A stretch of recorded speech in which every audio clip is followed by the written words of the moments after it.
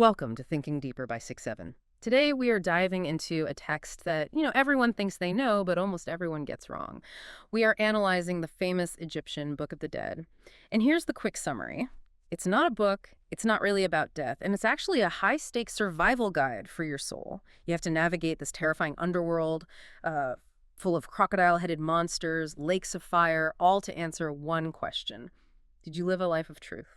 It's an adventure story where you're the hero and the stakes are, well, non-existence. If you like my channel, please subscribe and press the like button. Okay, so let's get into it. We're looking at the translation and analysis by Sir E.A. Wallace Budge, specifically the papyrus of Atani. And I have to say, the first thing that surprised me was just how practical it is. I was expecting these, vague prayers, but it reads like a tactical guide. It really does. And you're so right to start with the misconceptions in that summary. If you walk into a museum and see these scrolls, the label just says Book of the Dead. And that creates this gothic, sort of morbid image in our heads. Right, like some evil book from a horror movie that you shouldn't read out loud. Exactly. But that title, Book of the Dead, or Kitab al-Mayyit in Arabic, that was actually made up by tomb robbers. Tomb robbers, seriously. Yeah. It's just what they called the scrolls they found next to the mummies. Yeah. The actual ancient Egyptian title is Pert Emhu, Which means? coming forth by day, or coming forth into the day. Oh, wow. It's completely about life. It's about the soul breaking free from the darkness of the tomb and re-entering the world of light. It's a refusal to die. That's a complete 180 on the vibe. It's an action movie, not a eulogy. But, okay, before we get to the monsters, I want to unpack something that really stopped me in the source text. We always think of ancient Egypt as this huge polytheistic society. Ra, Osiris, Anubis. Thank God for everything. Exactly, a god for every mood. But Budge points out a section where they talk about the god, singular. This is where the theology gets incredibly complex and, frankly, surprisingly modern. It's a point Budge really focuses on. While the text is filled with, what we call polytheism, there is this recurring concept of the Pouty. Pouty? I thought that was just the company of gods, like a pantheon. Usually, yes. Yeah. But in the deeper theology, it points to a source. It translates more like the God one, or the self-begotten and self-born. Self-begotten. That sounds a lot like the monotheistic definitions of God from later religions, the uncreated creator. Precisely. The source text describes this one creator as the one who made the earth and man and the sky. And what's so fascinating is that the text holds these two ideas at the same time. You have all the functional gods, but behind them all, there seems to be this recognition of a single, absolute creative force. It's almost like a corporate structure. You have the CEO, the one god, and then you have the VPs of sun, death, and agriculture running the day-to-day. That's a great way to put it. The other gods are almost like high-ranking administrators. And this brings us to Thoth, the guy with the ibis head. He plays a really specific role here, right? He's not just a secretary. No, the text made him seem way more important. It called him the mind of the creator. Thoth, or Tahuti, is absolutely pivotal. He's described as the heart and mind, and crucially, the tongue of the creator. This gets to the absolute key of the Egyptian worldview, the tangible physics of language. The creator didn't build the world with his hands. He spoke it into existence. And Thoth is that speech. So words aren't just descriptions of things, they are the things themselves. Yes. For them, there's no real distinction. This is why the Book of the Dead is packed with spells. They aren't requests. They're not, please God help me. They are words of power.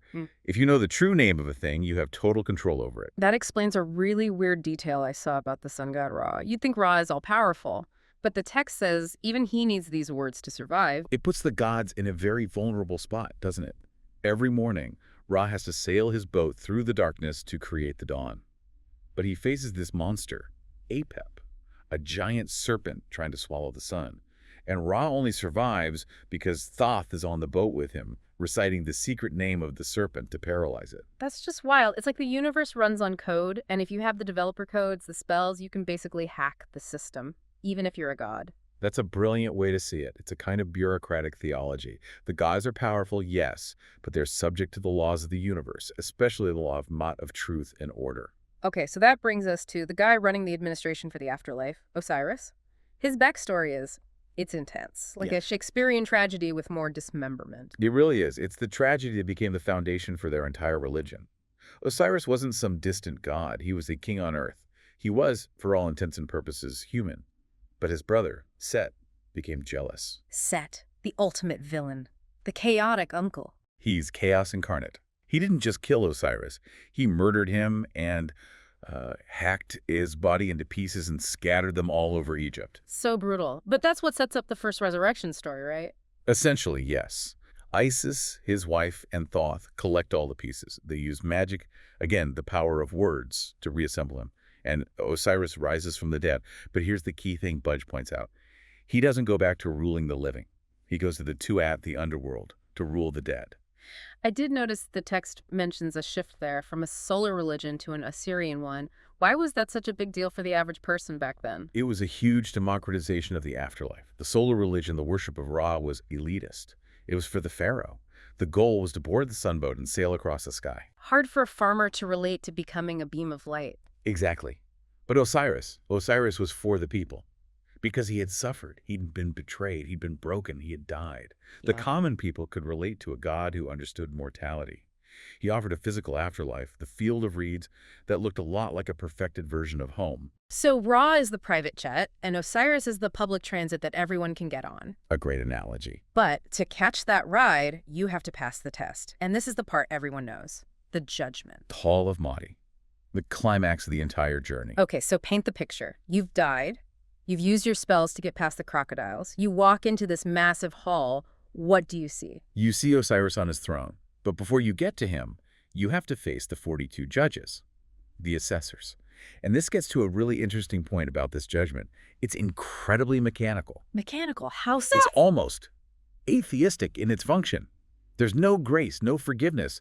In a lot of modern religions, you can appeal for mercy. I'm sorry, please forgive me. In the Hall of Mahdi, that doesn't work. The system is binary. You're either innocent or you're guilty. The gods are just there to verify the facts. It's a machine. That is terrifying. It's like a cosmic tax audit with zero loopholes. And the way you prove you're innocent is so strange. You don't confess sins. You deny them. The negative confession. Yes, that's a crucial point. The soul has to address each of the 42 judges by name and deny a specific sin. Things like, I have not made no one to weep, or I have not taken milk from the mouths of children. I have not stopped water when it should flow. Right, which connects moral law directly to the survival of the community. But think about that standard. I have not made no one to weep. That's an impossibly high bar. I'd fail that immediately. I mean, who hasn't made someone cry, even by accident? It sounds like they're just lying. And that's the tension. The deceased claims absolute purity. I am pure. I am pure. They're not asking for mercy. They're demanding their rights based on a flawless record. Which leads to the ultimate lie detector. The weighing of the heart. The heart. To the Egyptians, it wasn't just an organ. It was the seat of your will, your memory, your conscience, the black box of your life. So Anubis puts your heart on one side of a scale and on the other. The feather of Mot, the symbol of truth.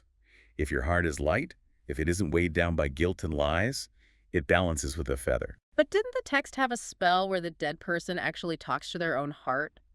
Like begging it to be quiet? That is one of the most human moments in the entire text. It's chapter 30b. The deceased literally prays, "O my heart, do not stand up against me as a witness." That's basically witness tampering. It is. They're terrified that their own conscience will betray them. They're asking their heart to just stay quiet so they can pass the test. It shows they knew they weren't perfect, but they needed the system to think they were. And if the heart is heavy, if it tips the scale. Then you meet Eminent, the eater of the dead. Part lion, part hippo, part crocodile. She's sitting right there just waiting. And if she eats your heart, is that hell? Eternal torture. No, and this is a sharp difference from, say, a medieval Christian view of hell. If Amlet eats your heart, you don't burn forever. You are annihilated. You simply cease to exist. That almost seems darker. For them, it was the ultimate fear. This is a culture that loved life so much they mummified bodies and carved names into granite, all to preserve identity, to be erased. That was worse than suffering. It was the void. It's like being deleted from the hard drive. Yeah. No backup. Exactly. Okay, so it's a pass-fail exam. Pass, you get paradise. Fail, you get deleted. So let's say we pass. The heart balances. What's the reward? You mentioned the field of reeds. Seket Aro. And this is where the source text describes a heaven that is so physical. It's not a cloud realm with harps. It's a farm. A perfect version of Egypt. A farm. After all that fighting monsters, your reward is manual labor. Ideally, yes. The texts describe wheat growing 9 feet tall. The spirits are shown plowing and reaping. For an agricultural society, paradise was a harvest that never failed. But there's a loophole, right? The little statues, Yeah. the Ushabtu. Yes, the answerers. You put these little statues in your tomb. Yeah. And the idea was, when Osiris calls out for work to be done, the spell on the statue activates. It comes to life and says, here I am, I'll do it. That is the most relatable thing ever. I want to go to heaven, but I don't want to do the chores. It really shows that pragmatic Egyptian mindset. There's a deeper theological point here, too. The text says that by eating the celestial wheat, the dead are eating the god. Eating the god, that sounds familiar. It should. Osiris is the wheat god. His body was broken and scattered, and he rose again like the crop. So when souls eat the bread from this wheat, they are literally ingesting the body of Osiris to sustain their own eternal life. A form of communion thousands of years before Christianity. That's incredible. It is, and this brings us back to Thoth. We saw him at the creation, but in this courtroom, he's the great advocate. He's the lawyer who gets you into that field. The text calls the deceased true of voice, or Ma Karu. That's Thoth's verdict, right? Correct. Thoth defended Osiris against Set and proved he was true of word. Now, he does the same for you. The whole point of the Book of the Dead is to get Thoth to stand up and declare you Ma Karu. And at first, this was just for kings. In the Old Kingdom, yes. Only the king could become an Osiris. But over the centuries, like we see with Annie, who was just a middle-class scribe, the belief changed. Anyone could become an Osiris. Universal salvation. Universal potential for salvation. But you needed two things: moral purity for the scales and the technical knowledge of the spells. You had to know the passwords, the names of the doorkeepers. It's like a video game where you need the cheat codes and a high skill level to win. That's a very apt analogy. The Book of the Dead was the strategy guide. Without it, you were just lost in the dark. So to recap this whole journey, we start with a single creator who speaks the world into being. We move to a murdered king who rules the underworld. We face this mechanical judgment where facts matter more than feelings, and if we survive, we end up in a magical wheat field where statues do our chores. That's the journey of Perd Emru. And through it all, the main theme is the preservation of the self. They just refuse to accept that death was the end. It really changes how you look at those mummies in a museum. They aren't just bodies. They're people packed and ready for the biggest exam of their lives. Exactly. And they believed their actions on Earth had direct physical consequences. It wasn't abstract. If you stole from a child, the scale would know. The universe itself was moral. Which leads to the final takeaway. When we look at this text today, what's the one thing that really sticks out? For me, it's the obsession with identity.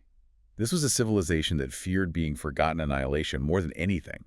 They wanted to wake up on the other side and still be themselves, not merge into some nirvana, but to say, I am still me. A very human desire. It is. And it raises a pretty provocative question for us. The Egyptians believed the heart was an objective recorder of deeds. Salvation was a matter of objective truth, the feather of Ma'at. In our modern world, we talk about my truth and your truth. Truth has become subjective. We curate our lives. But the Hall of Almighty asks, what if truth is a scale? What if it's mechanical weight? If we were stripped of all our justifications and our spin and only our actions were placed on that scale, in a world of subjective truth, how would our hearts fare on the scales of Ma'at? That is a heavy thought to leave us with, literally. Thank you for listening to Thinking Deeper by 6-7. We'll see you in the next deep dive.